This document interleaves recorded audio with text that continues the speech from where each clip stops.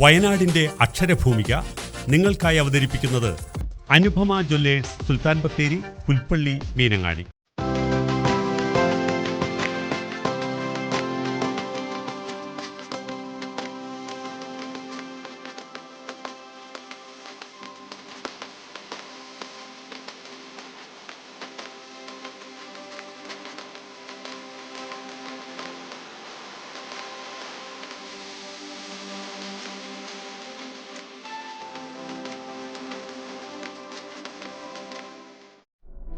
അക്ഷരഭൂമികയിൽ ഇന്ന് പരിചയപ്പെടുത്തുന്നത് വയനാടിന്റെ ഗോത്ര സംസ്കൃതിയെ ആഴത്തിലേറ്റുവാങ്ങി തന്റെ സർഗാത്മകതയുടെ തീഷ്ണതയാൽ മൂടി പിടിപ്പിച്ച സൃഷ്ടികൾ ചമച്ച എഴുത്തുകാരൻ ജോസ് പാഴൂക്കാരനെയാണ്. അരിവാൾ ജീവിതമെന്ന ഒറ്റ നോവൽ മതി ജോസ് പാഴൂക്കാരന്റെ പ്രാധാന്യം മനസ്സിലാക്കാൻ. ജീവരക്തത്തിൽ പുളയുന്ന വേദനയുടെ പിശാചുക്കളെ തടയാനാകാതെ വലയുന്ന ആദിവാസി സമൂഹവും അവരുടെ വേദനകളെ ചൂഷണം ചെയ്യുന്ന ആധുനിക ലോകവും അനാവൃതമാകുന്ന നോവൽ ഏറെ ഹൃദയസ്പർശിയാണ്. നിരവധി കഥകളും നോവലുകളും തിരക്കഥയും രചിച്ചിട്ടുള്ള പാഴൂക്കാരന് ലഭിച്ചിട്ടുള്ളത് നിരവധി പുരസ്കാരങ്ങളാണ്. ശ്രീലത ടീച്ചർ പുരസ്കാരം, കേരള ഭാഷാ ഇൻസ്റ്റിറ്റ്യൂട്ട് പുരസ്കാരം, പൊൻകുന്നം വർക്കി കഥാ അവാർഡ്, OV വിജയൻ പുരസ്കാരം തുടങ്ങിയവ അവയിൽ ചിലതു മാത്രം. മണ്ണും മനുഷ്യനും സമന്വയിക്കുന്ന പ്രമേയങ്ങൾ, സ്വാഭാവികതയിലൂന്നിയ ജീവിത മുഹൂർത്തങ്ങൾ, മാനവിക മൂല്യങ്ങൾക്ക് ഊന്നൽ നൽകുന്ന രാഷ്ട്രീയബോധം തുടങ്ങി വിവിധങ്ങളായ സമൃദ്ധികളാണ് രചയിതാവിന്റെ സൃഷ്ടികളിലെ പൊതുചിത്രം. ജീവിതം അതിജീവിക്കലായി മാറുന്നവരുടെ കഥ പറയുന്ന പാഴൂക്കാരന്റെ എഴുത്ത് ജീവിതത്തിലേക്ക്.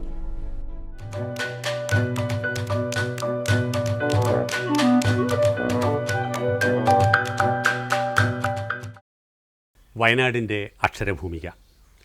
വയനാട്ടിലെ അറിയപ്പെടുന്നവരും അറിയപ്പെടാത്തവരുമായ എഴുത്തുകാരെയും അതുപോലെ തന്നെ വായനക്കാരെയും വായനശാലകളെയും എല്ലാം പരിചയപ്പെടുത്തുന്ന അക്ഷരഭൂമിക എന്ന പരിപാടിയിലേക്ക് എല്ലാ പ്രേക്ഷകർക്കും സ്വാഗതം.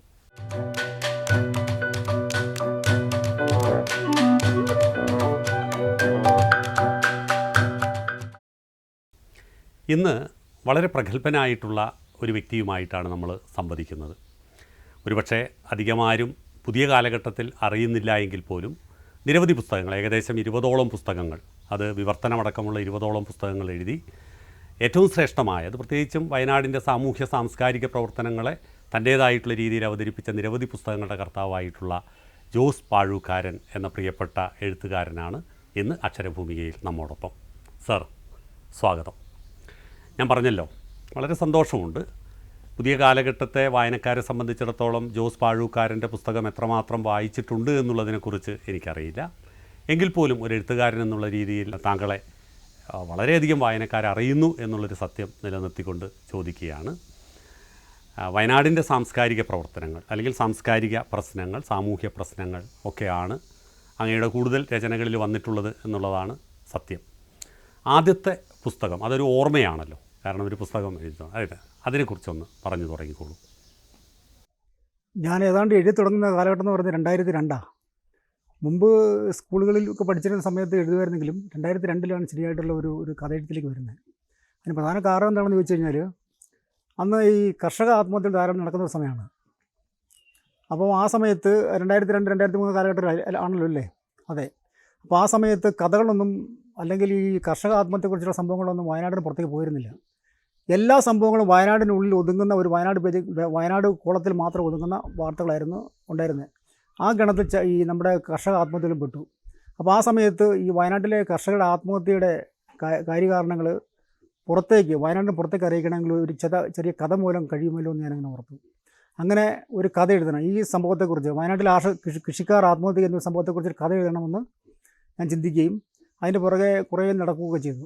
ഒരുപാട് എനിക്ക് തോന്നുന്നു 1 വർഷം തന്നെ എടുത്തു ആ കഥ എഴുതാൻ വേണ്ടി. അങ്ങനെ പല രീതിയിൽ വായിക്കുകയും പിന്നെ പല രീതിയിൽ അതിനെപ്പറ്റി മനസ്സിലാക്കുകയും ചെയ്തതിന് ശേഷമാണ് ഞാൻ ചാവുകര എന്ന് പറയുന്നൊരു കഥ എഴുതുന്നത്. ചാവുകര. അപ്പോൾ അതിൽ 50,000 രൂപ, അന്ന് ഗവൺമെൻറ് ആത്മഹത്യ ചെയ്യുന്ന കർഷകന് 50,000 രൂപ കൊടുക്കുന്ന ഒരു പരിപാടിയുണ്ട്. അപ്പോൾ ഈ 50,000 രൂപ കിട്ടാൻ വേണ്ടിയിട്ട് ചോർന്നൊലിക്കുന്ന കൂരയ്ക്ക് കീഴെയുള്ള ഒരു കുടുംബം, ഭർത്താവ് മരിക്കാൻ കിടക്കുകയാണ്. അപ്പോൾ ഈ ഭർത്താവ് മരിച്ചിട്ട് വേണം ഈ 50,000 രൂപ വാങ്ങിച്ചെടുക്കാൻ വേണ്ടിയിട്ട്. അപ്പോൾ അതിന് വേണ്ടിയിട്ട് ഈ സ്ത്രീ ഈ പുരുഷൻ അല്ലെങ്കിൽ ഭർത്താവ് മരിക്കാൻ വേണ്ടിയിട്ട് പ്രാർത്ഥിക്കുന്ന ഒരു സീനിലൂടെയാണ് ആ കഥ തുടങ്ങുന്നത്. സത്യത്തിൽ വയനാടിനെ സംബന്ധിച്ചിടത്തോളം അന്നും ഒരുപക്ഷെ ഇന്നും തുടരുന്ന കർഷക ആത്മഹത്യകൾ.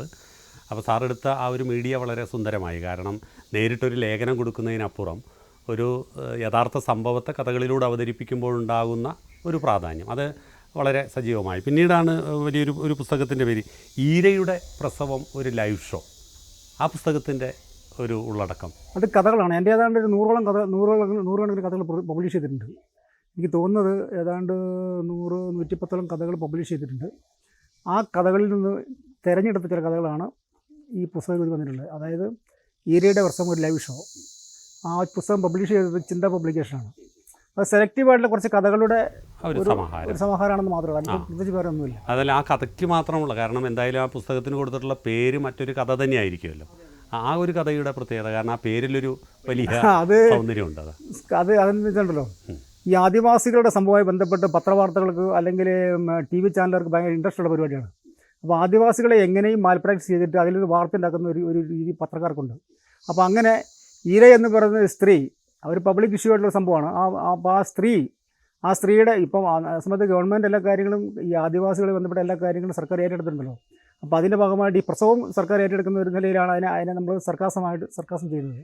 അപ്പോൾ അങ്ങനെ ആ പ്രസവം, ഈരയുടെ ആ വീടും ആ പ്രസവവും എല്ലാം കൂടെ കൂടിയിട്ട് അത് ഷൂട്ട് ചെയ്യാൻ വേണ്ടി ചാനലുകാർ വരുന്നു.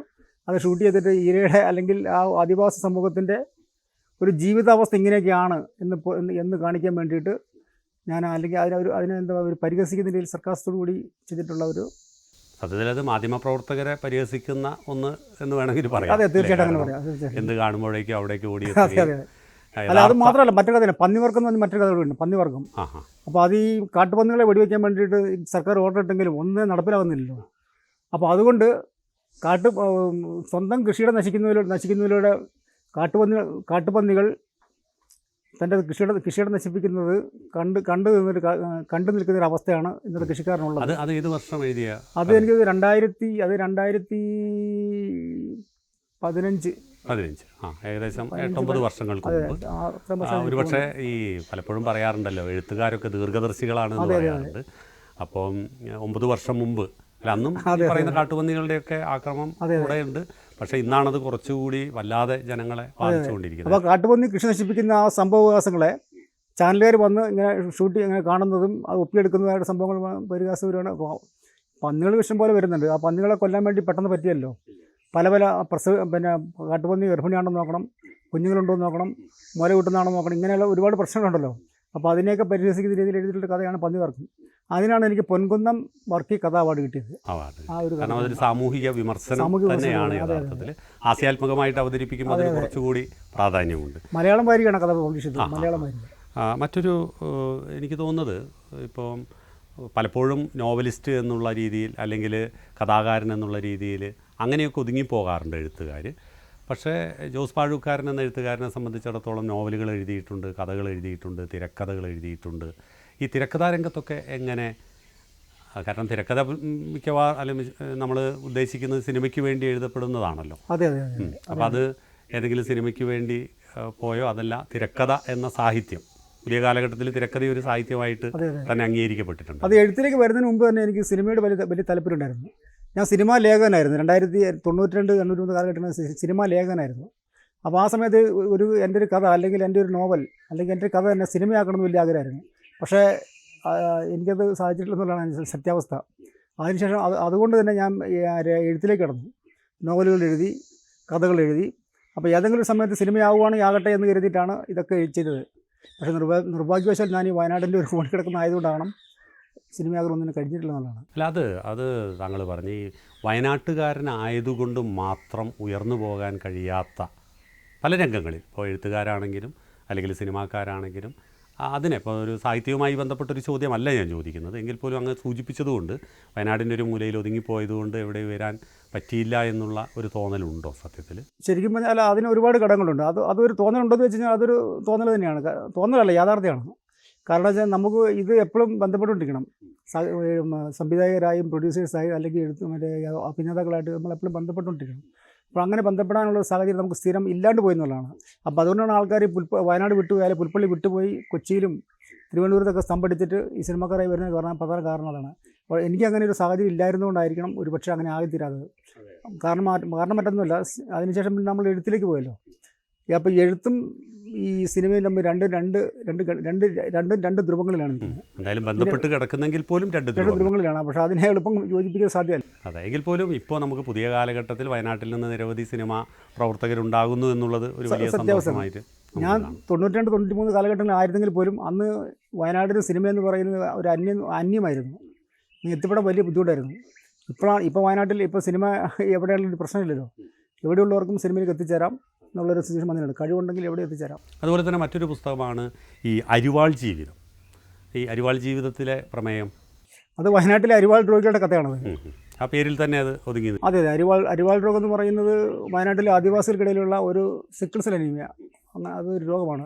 അത് ബ്ലഡ് സെല്ലുകൾ അരിവാൾ ആകൃതി പൂണ്ടിട്ട് അതിങ്ങനെ ബ്ലഡിലൂടെ ഇങ്ങനെ ഞരമ്പുകളിൽ പോയി പിന്നെ ഹൃദയത്തിൽ വന്ന് ഇവിടെ ഹാർട്ട് അറ്റാക്ക് ഉണ്ടാക്കാൻ സാധ്യതയുള്ള സംഭവമാണ്.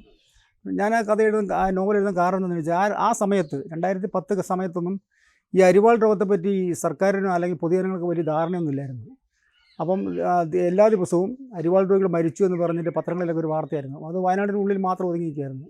ഈ അരിവാൾ രോഗം എന്താണെന്നോ, ഇത് എന്തുകൊണ്ടാണ് സംഭവിക്കുന്നത്, ആർക്കാണ് സംഭവിക്കുന്നത്, എങ്ങനെയാണ് വരുന്നതെന്ന് ജനങ്ങൾക്ക് പൊതു ധാരണയില്ല. അപ്പോൾ ഞാനിതിനെപ്പറ്റി ഒരു പഠനം പഠിച്ചപ്പോൾ അതിദാരുണമായിരുന്നു. അത് വലിയൊരു ക്രിട്ടിക്കൽ സ്റ്റേജിലാണ് ഇത് പോകുന്നത് മനസ്സിലായി. കാരണം വെച്ചാൽ ആളുകളെന്ന് പറഞ്ഞാൽ ഈ ആദിവാസി വിഭാഗങ്ങളിൽ ഒരുപാട് വിഭാഗങ്ങളുണ്ട്. ഏറ്റവും കൂടുതൽ ഈ OBC സെക്ഷനിൽപ്പെട്ട ചെട്ടി വിഭാഗങ്ങളിൽപ്പെട്ട ആളുകൾക്കാണ് ഞാൻ കണ്ടെത്തിയതിൽ ഏറ്റവും കൂടുതലുണ്ടായിരുന്നത്. മറ്റു വിഭാഗങ്ങളിലുണ്ട്. അപ്പോൾ ആ ചെട്ടി വിഭാഗത്തെ അവരുടെ സമുദായത്തെ നിർത്തിക്കൊണ്ടാണ് ആ നോവൽ ചെയ്യുന്നത്.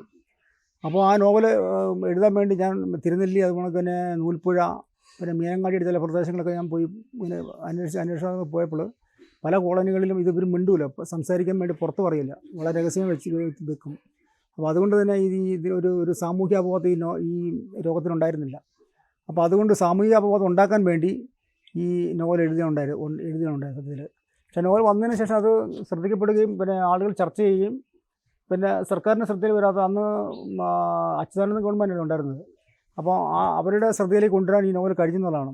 അപ്പോൾ അതിനുശേഷമാണ് ഇന്നിപ്പോൾ അവർക്ക് പെൻഷൻ, അതുകൊണ്ട് തന്നെ കച്ചവടം നടത്താൻ ധനസഹായങ്ങളെ, അതുപോലെ തന്നെ ഭൂമി വാങ്ങാനായിട്ടൊക്കെ ധനസഹായം കൊടുക്കുന്ന ഒരു അവസ്ഥ ഇപ്പോൾ വന്നിട്ടുണ്ട്. അത് നോവലിന് ശേഷം വന്ന ഒരു പ്രക്രിയയാണ്. അത് വലിയൊരു നേട്ടം തന്നെയാണ്. അതെ, തീർച്ചയായും. പലയിടങ്ങളിൽ നിന്നാണല്ലോ ഗവൺമെൻറ് പലതും കണ്ടെത്തുക. നമ്മളൊരു കൃതി ചെയ്യുമ്പോൾ അല്ലെങ്കിൽ ഒരു പുസ്തകം എഴുതുമ്പോൾ അതിനൊരു ഒരു ലക്ഷ്യം ഉണ്ടായിരിക്കണം. തീർച്ചയായിട്ടും ആ ഒരു ലക്ഷ്യത്തെ മുൻനിർത്തി നമ്മൾ ഓരോ കഥകളും അല്ലെങ്കിൽ എന്നെ സംബന്ധിച്ച് അങ്ങനെയാണ്. എല്ലാവരും അങ്ങനെയാണെന്ന് പറയാൻ പറ്റും. അതെ, എല്ലാവരും അങ്ങനെ പറയാൻ പറ്റും. ചില നേരം വേണ്ടി എഴുതുന്നവരും. അതെ, എന്നെ സംബന്ധിച്ച് കഥ എഴുത്തെന്ന് പറയുന്നത് നേരം പോക്കിന് വേണ്ടി ചെയ്യുന്ന ഒരു പ്രക്രിയയല്ല. അത് ശരിക്കും അതിന് ഒരു ലക്ഷ്യമുണ്ട്, അതിനൊരു ആ അവസ്ഥയ്ക്ക്. അപ്പോൾ അത് ശരിക്കും അതെന്താ പറയുന്നതിന് ആ എഴുത്ത് ധന്യമായെന്നുള്ളതാണ്. കാരണം അത് ഏതെങ്കിലും ഒരു ശ്രദ്ധിക്കപ്പെടുന്ന ഒരു പ്രമേയം നിർബന്ധമായിട്ടും അതിലുണ്ട്. അതെ. അപ്പോൾ എഴുത്തെന്ന് പറഞ്ഞാൽ നമ്മൾ പുസ്തകം അല്ലെങ്കിൽ എഴുത്തെന്ന് പറഞ്ഞാൽ നമ്മൾ മരിച്ചു പോകും, പക്ഷെ നമ്മുടെ കഥാപാത്രങ്ങൾ ഒരിക്കലും മരിക്കുന്നില്ല. അപ്പം കാലം ഉള്ളിടത്തോളം കാലം വായനക്കാരെ ഇങ്ങനെ ഓർമ്മിച്ചുകൊണ്ടിരിക്കും ചില കാര്യങ്ങൾ. അപ്പോൾ അരിവാൾ ജീവിത നോവലിൻ്റെ കഥാപാത്രങ്ങൾക്ക് ശരിക്കും വായനക്കാരെ എന്താ പറയുക ബോധവൽക്കരിക്കുന്ന ഒരു പ്രക്രിയ വരുന്നുണ്ടെന്നുള്ളതാണ്. അത് നോവലിനുപരി അത് വായനക്കാർക്ക് ഒരു ബോധവൽക്കരണം കൊടുക്കുന്ന ഒരു നോവലായിട്ടാണ് എനിക്ക് തോന്നുന്നത്. പിന്നെ അതുപോലെ തന്നെ നോവലുകളിൽ പെട്ടതാണ് കറുത്ത പുലികൾ ജനിക്കുന്നത്, ബുദ്ധൻ ചിരിക്കുന്നില്ല. ഈ ബുദ്ധൻ ചിരിക്കുന്നില്ല എന്നൊക്കെ ഉള്ള പേര് കേൾക്കുമ്പോൾ അതൊരു എന്തെങ്കിലും ഒരു തത്വാധിഷ്ഠിതമായ സംഭവമാണെന്നുള്ള തോന്നലൊക്കെ വരുന്നു. അതിലോ? തീർച്ചയായിട്ടും അങ്ങനെ തന്നെയായിരിക്കും വരുന്നത്. ഞാൻ ഒരു 3-4 വർഷക്കാലം ബീഹാറിൽ സ്കൂൾ അധ്യാപകൻ ജോലി ചെയ്തിരുന്നു, ബോധ്ഗയയിൽ. അപ്പോൾ ആ ഒരു സമയത്ത് ഞാൻ ഒരുപാട് വില്ലേജ് വഴി പോകുമായിരുന്നു.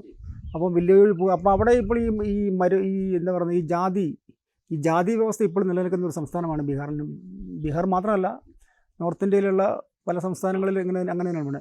അപ്പോൾ ജാതി വ്യവസ്ഥ ഏറ്റവും കൂടി വ്യവസ്ഥ നിലനിൽക്കുന്ന ഒരു സമ്പ്രദായം. അന്നും ഈ ബുദ്ധൻ്റെ കാലത്തും ബുദ്ധൻ ജാതി വ്യവസ്ഥയ്ക്ക് എതിരെ പടപൊരുതിയ ഒരാളാണ്. അവസാനം അദ്ദേഹത്തിന് ഒന്നും വിജയിക്കാൻ കഴിഞ്ഞില്ല. അങ്ങനെ അദ്ദേഹം നൂറ്റാണ്ടുകൾക്ക് ശേഷം തിരികെ വരികയാണെന്നുണ്ടെങ്കിൽ അദ്ദേഹത്തിന് ഇന്നത്തെ അവസ്ഥ കണ്ടില്ല അദ്ദേഹത്തിന് പുഞ്ചിരിക്കാൻ കഴിയുമോ? ഇല്ല, ഒരിക്കലുമില്ല. ആ ജാതി വ്യവസ്ഥ ഇന്നും മാറിയിട്ടില്ല, ഇന്നും അങ്ങനെ തന്നെ നിലനിൽക്കുകയാണ്.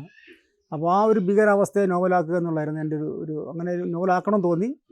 അപ്പോൾ അതിനകത്ത് ഒരുപാട് സംഭവങ്ങളുണ്ട്, ജാതി വ്യവസ്ഥയെ ബന്ധപ്പെട്ട കാര്യങ്ങൾ, പിന്നെ അവിടുത്തെ ജന്മി കുടിയാനുമായി ബന്ധപ്പെട്ട കാര്യങ്ങൾ, ഒരുപാട് അവരുടെ സാമൂഹികവും രാഷ്ട്രീയമായ പശ്ചാത്തലം എല്ലാം ആ നോവലിൽ വരുന്നുണ്ട്. അപ്പോൾ അങ്ങനെയാണ് ആ നോവൽ എനിക്കൊരു പുസ്തകം എഴുതുന്നത് അതിനെക്കുറിച്ച്. അങ്ങനെ ആ സംഭവത്തെക്കുറിച്ചൊരു പുസ്തകം എഴുതി. ആ പുസ്തകമാണ് ബുദ്ധൻ ചിരിക്കുന്നില്ല എന്ന് പറഞ്ഞ് വന്നത്. പിന്നീട് അത് അത് ഹിന്ദിയിലേക്ക് ട്രാൻസ്ലേഷനായി. അതുപോലെ തന്നെ ബംഗാളിയിലേക്കും വന്നു. ഇപ്പോൾ അത് മലയാളം, ഹിന്ദി, ബംഗാളി ഭാഷകളിൽ ലഭ്യമാണ്. അതും വളരെ പ്രാധാന്യമുള്ള ഒരാളാണ്. ഒരു വയനാട്ടുകാരനായിട്ടുള്ളൊരു വ്യക്തിത്വമാണ്. നിരവധി ഭാഷകളിലേക്ക്, ഇംഗ്ലീഷിലേക്കും ഹിന്ദിയിലേക്കും തമിഴിലേക്കും ബംഗാളി ഭാഷകളിലേക്കുമൊക്കെ ഒരാളുടെ കൃതി തർജ്ജമ ചെയ്തപ്പെട്ടു പോവുക എന്നുള്ളത് വളരെ പ്രാധാന്യമുള്ളൊരു കാര്യം തന്നെ. തീർച്ചയായിട്ടും. അപ്പോൾ അത്തരം തർജ്ജമയ്ക്കൊക്കെ പ്രചോദനം അല്ലെങ്കിൽ ആരുടെ സഹായമാണ് നമുക്ക് കിട്ടിയത്? അത് ഞാൻ പ്രത്യേകിച്ച് നേരം കണ്ടെത്തിയിട്ടൊന്നുമില്ല. ഓട്ടോമാറ്റിക്കായിട്ട് പുസ്തകത്തെ പറ്റി പൊതുജനങ്ങൾ അറിഞ്ഞതിൽ നിന്ന് ഇപ്പം സ്വാഭാവികമായിട്ടും തർജ്ജമ നടത്തുമ്പോൾ അത് ഗ്രന്ഥകാരനോട് ചോദിച്ചിരിക്കണം. തീർച്ചയായിട്ടും എങ്കിലല്ലേ അത്. ഈ അരിവാൾ ജീവിതം എനിക്ക് അതിൻ്റെ തമിഴ് ട്രാൻസ്ലേഷനുണ്ട്, തമിഴ്. പിന്നെ ഇംഗ്ലീഷുണ്ട്. ഇംഗ്ലീഷ് ഞാൻ തന്നെ ചെയ്തതാണ്. അത് ഇംഗ്ലീഷ് ഞാനത് ഈ അരിവാൾ ജീവിതം ട്രാൻസ്ലേറ്റ് ചെയ്യാൻ വേണ്ടിയിട്ട് ഞാൻ പലരെ സമീപിച്ചെങ്കിലും ഈ ആദിവാസി ഭാഷകളുമായിട്ട് ബന്ധപ്പെട്ട ഒരു ആയതുകൊണ്ട് ഇവർക്കത് വഴങ്ങാത്തൊരു സംവിധാനമായി. അതെ, ചില വാചകങ്ങളൊന്നും മറ്റു ഭാഷകളിലേക്ക് അതുകൊണ്ട് ഞാൻ തന്നെ ട്രാൻസ്ലേറ്റ് ചെയ്യേണ്ടി വന്നു. അങ്ങനെ ഞാൻ തന്നെയാണ് അത് ട്രാൻസ്ലേറ്റ് ചെയ്തത് ഇംഗ്ലീഷിലേക്ക്. തമിഴിലേക്ക് യുമാ വാസി എന്ന് പറഞ്ഞ ഒരു വ്യക്തിയാണ് ട്രാൻസ്ലേറ്റ് ചെയ്തത്. തമിഴിലൊക്കെ ഇതിന് അത്യാവശ്യം പ്രചാരം കിട്ടിയിട്ടുണ്ട്. സമാനമായിട്ടുള്ള രോഗം അവിടെ ഉണ്ടോ? ഈ അരിവാൾ രോഗം ലോകത്തെ എല്ലായിടത്തും ഉണ്ട്. ഇന്ത്യയിൽ 2 കോടി അരിവാൾ രോഗം ഉണ്ടെന്നാണ് രോഗികളുണ്ടെന്നാണ് പറയപ്പെടുന്നത്. ഇപ്പോൾ തമിഴ്നാട്ടിലാണെന്നുണ്ടെങ്കിൽ നീലഗിരി കുന്നിൻ്റെ മേളിലുള്ള അവിടെ ഇറവ സമുദായം, അവർക്ക് തന്നെ കന്നഡയിൽ ആദിവാസികൾ എവിടെയുണ്ടോ അവിടെ എല്ലാ അരിവാൾ രോഗം ഉണ്ടെന്നുള്ളതാണ് ലോകത്ത്. അമേരിക്കയിൽ തന്നെ 10 ലക്ഷത്തോളം അരിവാൾ രോഗം ഉണ്ടെന്നാണ് പറയപ്പെടുന്നത്. ഏതായാലും അത്തരം രചനകൾ മറ്റു ഭാഷകളിലേക്ക് കൂടി കടന്നു ചെന്നു എന്നുള്ളത് കേൾക്കുമ്പോൾ വലിയ സന്തോഷം നൽകുന്ന ഒരു കാര്യം തന്നെയാണ്. പിന്നീട് ഞാൻ പുരസ്കാരങ്ങളെക്കുറിച്ച്, കാരണം ഒരു എഴുത്തുകാരനെ സംബന്ധിച്ചിടത്തോളം പുരസ്കാരങ്ങൾ അത്ര നിസ്സാരമായിട്ടുള്ളൊരു കാര്യമല്ല. പക്ഷേ പുതിയ കാലഘട്ടത്തിൽ വേണമെങ്കിൽ പുരസ്കാരങ്ങൾ സ്വയം കിട്ടാൻ വേണ്ടിയുള്ള പ്രവർത്തനങ്ങളൊക്കെ നടക്കുന്നു എന്നുള്ളത് പല എഴുത്തുകാരെയും സമീപിക്കുമ്പോൾ പറയുന്നൊരു കാര്യമാണ്. നിരവധി പുരസ്കാരങ്ങൾ കിട്ടി. പ്രത്യേകിച്ചും ഈ ചാവുകര ശ്രീലത ടീച്ചർ പുരസ്കാരം നേടിയ ഒരു കൃതിയാണ്. അതുപോലെ തന്നെ അരിവാൾ ജീവിതത്തിന് 2010 കേരള ഭാഷാ ഇൻസ്റ്റിറ്റ്യൂട്ട് അവാർഡ്, കാസർഗോഡ് തുളുനാടൻ അവാർഡ്. അപ്പോൾ ഈ അവാർഡിനെയൊക്കെ എങ്ങനെയാണ് നോക്കിക്കാണുന്നത്? അവാർഡുകൾ ഞാനങ്ങനെ പ്രത്യേകിച്ച് അങ്ങനെ അവാർഡുകൾക്ക് വേണ്ടിയിട്ട് അങ്ങനെ അങ്ങനെ ചിന്തിക്കുന്ന ഒരാളല്ല ഞാൻ. പക്ഷേ ഞാൻ ചെയ്ത 3 നോവലുകൾക്ക് അവാർഡ് കിട്ടിയിട്ടുണ്ടെന്നുള്ളതാണ്. ഇപ്പോൾ ആദ്യം ചെയ്ത അരിവാൾ നോവൽ എനിക്ക് കേരള ഭാഷാ ഇൻസ്റ്റിറ്റ്യൂട്ട് അവാർഡ് കിട്ടി. അത് മറ്റേ ടി ഡി രാമകൃഷ്ണൻ്റെ ഫ്രാൻസിസ് ഇട്ടിക്കോറ നോവലിനൊപ്പമാണ്. എൻ്റെ നോവലിനും ടി ഡി രാമകൃഷ്ണൻ്റെ ഫ്രാൻസിസ് ഇട്ടിക്കോറയ്ക്ക് ഒപ്പമാണ് ആ ഭാഷാ ഇൻസ്റ്റിറ്റ്യൂട്ട് അവാർഡ് കിട്ടിയത്. അതിനുശേഷം എനിക്ക് തുളുനാട് പുരസ്കാരം കിട്ടി. 2ാമത്തെ പുസ്തകമാണ് കറുത്ത പുലികൾ ജനിക്കുന്നത്. അതിനെനിക്ക് OV വിജയൻ പുരസ്കാരം കിട്ടി. 3ാമത്തെ നോവലാണ് ഈ ബുദ്ധൻ ചിരിക്കുന്നില്ല. 2018 പൂർണ്ണ ഉറൂബ് നോവൽ അവാർഡ് ഈ പുസ്തകത്തിനാണ്. പിന്നെ കഥയ്ക്ക് പൊൻകുന്നം വർക്കിയ കഥാ അവാർഡ് കിട്ടിയിട്ടുണ്ട്. പിന്നെ ഛത്തീസ്ഗഡിൽ നിന്നുള്ളൊരു അവാർഡ് കിട്ടിയിട്ടുണ്ട്. അങ്ങനെ 3-4 കഥകൾക്ക് അവാർഡ് കിട്ടിയിട്ടുണ്ട്. എഴുതിയ 3 നോവലുകൾക്ക് അവാർഡ് കിട്ടിയിട്ടുണ്ട്. ഇതിനിടയിൽ ഞാൻ പ്രേക്ഷകരോട് ഒന്ന് സൂചിപ്പിക്കുകയാണ്, നമ്മൾ വയനാട്ടുകാർ, നേരത്തെ ജോസ് വാഴൂക്കാരൻ സൂചിപ്പിച്ചതുപോലെ മിക്കപ്പോഴും വയനാട് എന്ന് പറയുന്നൊരു മേഖലയിൽ ഒതുങ്ങിപ്പോകുന്നത് കൊണ്ട് പലരും തങ്ങളുടേതായിട്ടുള്ള സർഗാത്മകതയും മറ്റ് കഴിവുകളും പുറത്തെടുക്കാൻ കഴിയുന്നില്ല എന്നുള്ളൊരു വലിയ സത്യം നിലനിൽക്കുന്നുണ്ട്. അവിടെയാണ് നമ്മൾ പ്രിയപ്പെട്ട ജോസ് നിരവധി അവാർഡുകൾ നേടിയ ഒരു വ്യക്തിയാണ്. അതുകൊണ്ട് തന്നെ ഈ ഒരു സല്ലാപം വളരെ സന്തോഷം നൽകുന്നു. പിന്നെ മറ്റൊന്ന്, ഇപ്പോൾ ഈ ഇപ്പോൾ നമ്മൾ പറഞ്ഞു വന്നതിലെല്ലാം തന്നെ വയനാട്ടിലെ രാഷ്ട്രീയ സാമൂഹ്യ സാഹചര്യങ്ങളെയാണ് കൂടുതലായിട്ട് പ്രതിപാദിക്കാൻ വേണ്ടി തുടങ്ങിയത്. എനിക്ക് തോന്നുന്നത് കുറച്ച് വർഷങ്ങൾക്ക് മുമ്പ് വരെ എഴുതി പിന്നീട് താങ്കൾ എഴുത്തിൽ നിന്ന് ഒന്ന് വിരമിച്ച പോലെ ഒരു തോന്നലുണ്ടാകും. അതെ, അതിന് നമ്മുടെ ജീവിതവുമായി ബന്ധപ്പെട്ട പല കാരണങ്ങളാണുള്ളത്. അപ്പോൾ 2018-2019 വരെ ശരിക്കും സജീവമായ എഴുത്ത് തന്നെയായിരുന്നു. 5 വർഷം മുമ്പ് ഞാൻ ബീഹാറിലുണ്ടായിരുന്നപ്പോഴും ഞാൻ എഴുത്ത് തന്നെയായിരുന്നു. പിന്നീട് ഞാനത് ഇംഗ്ലീഷ് ട്രാൻസ്ലേഷനിലേക്ക് പോയി കുറച്ച് കാലങ്ങൾ. അതോടെ മലയാളത്തിൽ നിന്ന് വിസ്മരിക്കപ്പെട്ട ഒരവസ്ഥ വന്നു. ഇപ്പോൾ ഇംഗ്ലീഷിൽ എഴുതുക, മലയാളത്തിൽ എഴുതുക എന്നുള്ള 2 കൂടെ ഒന്നിച്ചു കൊണ്ടുവന്നുള്ള കുറച്ച് ദുർഘടം പിടിച്ച പരിപാടിയാണ്. രണ്ടിലേതെങ്കിലും ഒന്ന് നടക്കുകയുള്ളൂ. ഒന്നെങ്കിൽ ഇംഗ്ലീഷ് അല്ലെങ്കിൽ മലയാളം. അപ്പോൾ കുറച്ച് കാലം പിന്നെ ഇംഗ്ലീഷ് ട്രാൻസ്ലേഷൻ ചെയ്തു. പിന്നെ എൻ്റെ മറ്റൊരു പുസ്തകം വാർ ഓഫ് ലാൻഡ് എന്ന് പറഞ്ഞൊരു പുസ്തകമുണ്ട്. അതായത് കറുത്ത പുലികൾ ജനിക്കുന്നതിൻ്റെ ഇംഗ്ലീഷ് ട്രാൻസ്ലേഷനാണ് വാർ ഓഫ് ലാൻഡ്. ഈ വാർ ഓഫ് ലാൻഡ് ചെയ്യാൻ വേണ്ടി ഞാനൊരു 2-3 വർഷം എടുത്തുള്ളതാണ്. പിന്നെ എനിക്കൊരു തൊഴിൽ കണ്ടെത്തണമായിരുന്നു. അങ്ങനെ അതിൻ്റെ ഭാഗമായിട്ടൊക്കെ കുറേ വർഷക്കാലത്തേക്ക് എഴുത്ത് നിന്ന് പോയി. ഇനിയിപ്പോൾ വീണ്ടും മലയാള എഴുത്തിലേക്ക് തിരിച്ചു വരണം എന്നുള്ള ആഗ്രഹത്തോടെയാണ് ഇപ്പോൾ ഞാൻ കാര്യങ്ങൾ മുന്നോട്ട് നീങ്ങിക്കൊണ്ടിരിക്കുന്നത്. വളരെ സന്തോഷമുള്ളൊരു കാര്യമാണ്. കാരണം ഞങ്ങൾ കാണുന്നതും അത് തന്നെയാണ്. കാരണം പ്രേക്ഷകരുടെ മുമ്പിൽ നമ്മുടെ സ്വന്തം നാട്ടിലെ ഇത്തരത്തിലുള്ള സർഗാത്മക കഴിവുള്ളവരെ പരിചയപ്പെടുത്തുമ്പോൾ അവരെവിടെയെങ്കിലും ഒതുങ്ങിപ്പോയിട്ടുണ്ടെങ്കിൽ അത് പോരാ. ലോകം നമ്മളെ അറിയണം, അവരുടെ പുസ്തകങ്ങൾ വായിക്കണം. അപ്പോൾ ഇവിടെ ഇപ്പോൾ 100-ന് മേൽ കഥകൾ രചിച്ചു എന്ന് പറഞ്ഞു.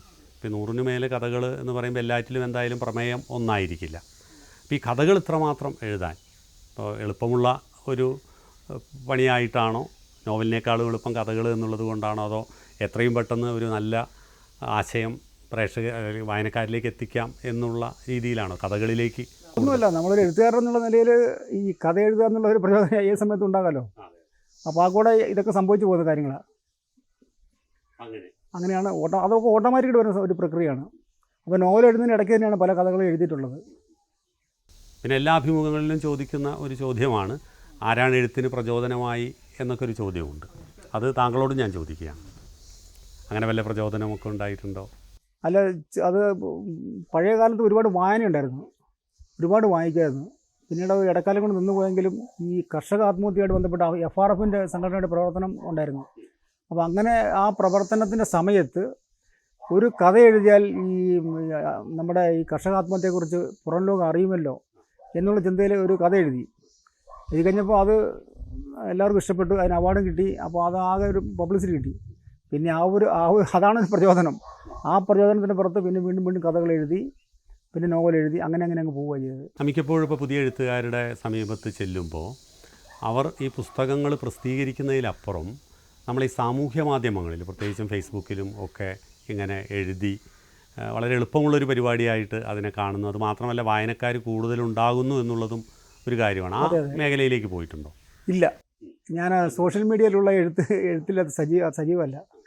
ഫേസ്ബുക്കുണ്ട്, പിന്നെ ഇൻസ്റ്റാഗ്രാം ഉണ്ട്, എല്ലാം ഉണ്ട്. പക്ഷേ അതിൽ സജീവമല്ല. എന്തുകൊണ്ടാണ് സജീവം? അതിനുവേണ്ടി നമ്മൾ ഒരുപാട് സമയം കണ്ടെത്തണം. നമ്മളത് ഒരു ദിവസം 2 ദിവസം ചെയ്തൊരു കാര്യം. അതിങ്ങനെ കണ്ടിന്യൂസ് ആയിട്ട് ഒരു വർക്കാണ്. ആ വർക്ക് നമ്മൾ ഒരുപാട് സമയം കണ്ടെത്തി അതിൽ തന്നെ നമ്മൾ അഭിരമിച്ചെങ്കിൽ മാത്രമേ അതുകൊണ്ട് ഗുണം ഉണ്ടാവുള്ളൂ. അല്ല, പക്ഷേ മറ്റൊരു കാര്യം, ഇപ്പോൾ ഞാൻ പല എഴുത്തുകാരെയും സമീപിച്ച സമയത്ത് അവരിൽ നിന്ന് കിട്ടിയ ഏറ്റവും പ്രധാനപ്പെട്ടൊരു മറുപടി എന്ന് പറയുന്നത് പെട്ടെന്ന് പ്രതികരണം, അതായത് വായനക്കാരുടെ പ്രതികരണം പെട്ടെന്ന് കിട്ടുന്നു എന്നൊക്കെയുള്ളതാണ്. എങ്ങനെ അതിനെ നോക്കി കാണുന്നു? ഇപ്പോൾ ഞാൻ പറഞ്ഞത് ഇതാണ്, ഇപ്പോൾ പലപ്പോഴും വായന മരിക്കുന്നു എന്നൊക്കെ ഒരു കാലഘട്ടത്തിൽ വല്ലാതെ പറഞ്ഞിരുന്ന ഒരു ലോകം പുതിയ കാലഘട്ടത്തിൽ അങ്ങനെയല്ല, വായനക്കാർ കൂടുതലുണ്ട് എന്ന് പറഞ്ഞു. പക്ഷേ ഈ വായനക്കാരിൽ ഭൂരിപക്ഷവും ഈ പറയുന്ന രീതിയിലുള്ള വായനയിലേക്ക് മാറിയിട്ടുണ്ടോ എന്നുള്ളൊരു സംശയം. അല്ല, അത് മാറിയിട്ടുണ്ട്. അതുകൊണ്ട് കുഴപ്പമൊന്നുമില്ല. ഓരോ കാലഘട്ടം മാറുന്നതിനനുസരിച്ച് സാഹിത്യവും അതിൻ്റെ സംഭവങ്ങൾ മാറിക്കൊണ്ടിരിക്കുമല്ലോ.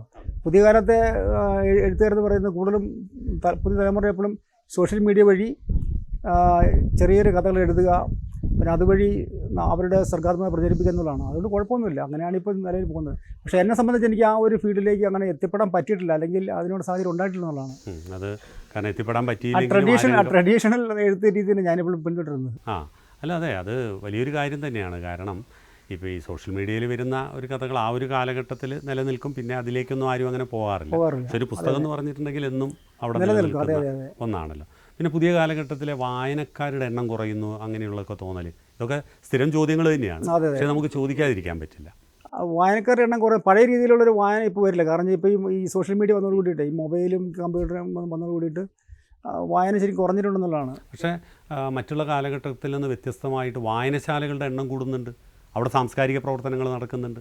വായനശാലകളുടെ എണ്ണം കൂടുന്നുണ്ടോ? പക്ഷേ നിലവിലുള്ള വായനശാലകളെല്ലാം ഡെഡായി കിടക്കുമെന്ന് എൻ്റെ അഭിപ്രായം. പ്രവർത്തിക്കുന്നില്ല, വളരെ ചുരുക്കം വായനശാലകൾ മാത്രമേ പ്രവർത്തിക്കുന്നുള്ളൂ. അത്ര ഉള്ളൂ. പക്ഷേ പുസ്തകം കൂടുതൽ അടിച്ചു പോകുന്നുണ്ട്. പുസ്തകം ധാരാളം വിറ്റ് പോകുന്നുണ്ട്. പക്ഷേ ഇത് എങ്ങോട്ട് പോകുന്നു, ആരൊക്കെ വായിക്കുന്നുള്ളത് നമുക്ക് ഇപ്പോൾ അച്ഛനാണ്. വായനശാലകളെ കേന്ദ്രീകരിച്ച് സാംസ്കാരിക പ്രവർത്തനങ്ങൾ നടത്തുന്നു, പക്ഷേ വായന കുറയുന്നു. എല്ലാ വർഷവും ആ വായനശാലകളുടെ പുസ്തകം എടുത്ത്, അവർ ഗ്രാൻഡ് കിട്ടുന്ന പുസ്തകം എടുത്ത് ആ വായനശാലയ്ക്ക് ഉള്ളിൽ കൊണ്ടുവെക്കും. അതവിടെ ഡെഡായിരിക്കും.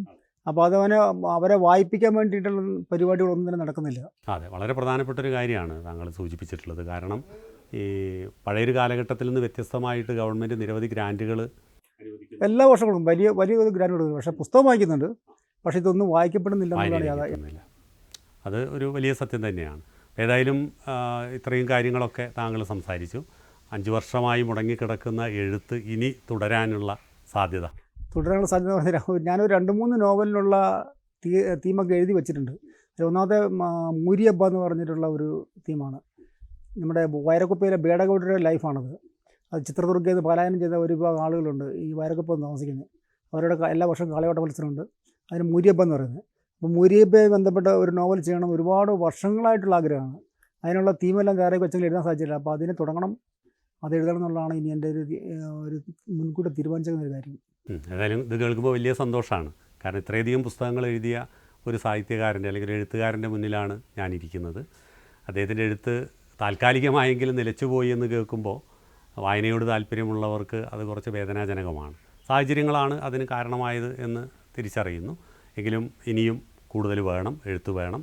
അത് കേരളത്തിലെ വായനക്കാർക്ക് നിർബന്ധമാണ്. പ്രത്യേകിച്ചും താങ്കൾ ഇത്തരത്തിലുള്ള സാംസ്കാരിക പ്രശ്നങ്ങൾ തന്നെയാണ് കഥകളിലൂടെയും മറ്റ് സർഗാത്മകതയിലൂടെയും അവതരിപ്പിക്കുന്നത് എന്നുള്ളത് വലിയ പ്രാധാന്യമുള്ളതാണ്.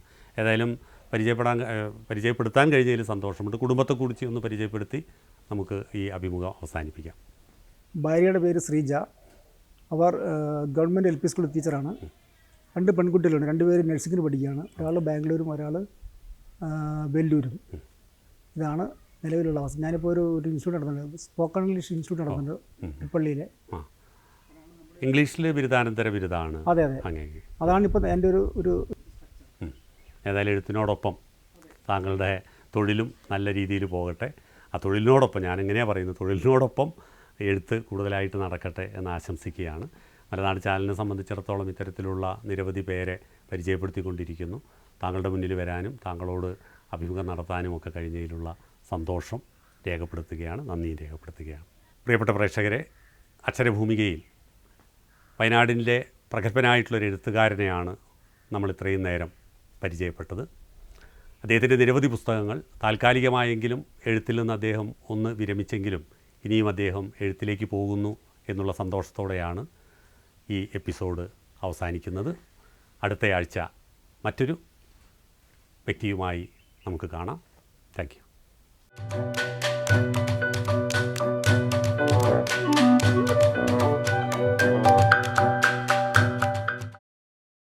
വയനാടിൻ്റെ അക്ഷരഭൂമിക നിങ്ങൾക്കായി അവതരിപ്പിക്കുന്നത് അനുപമ ജ്വല്ലേഴ്സ്, സുൽത്താൻ ബത്തേരി, പുൽപ്പള്ളി, മീനങ്ങാടി.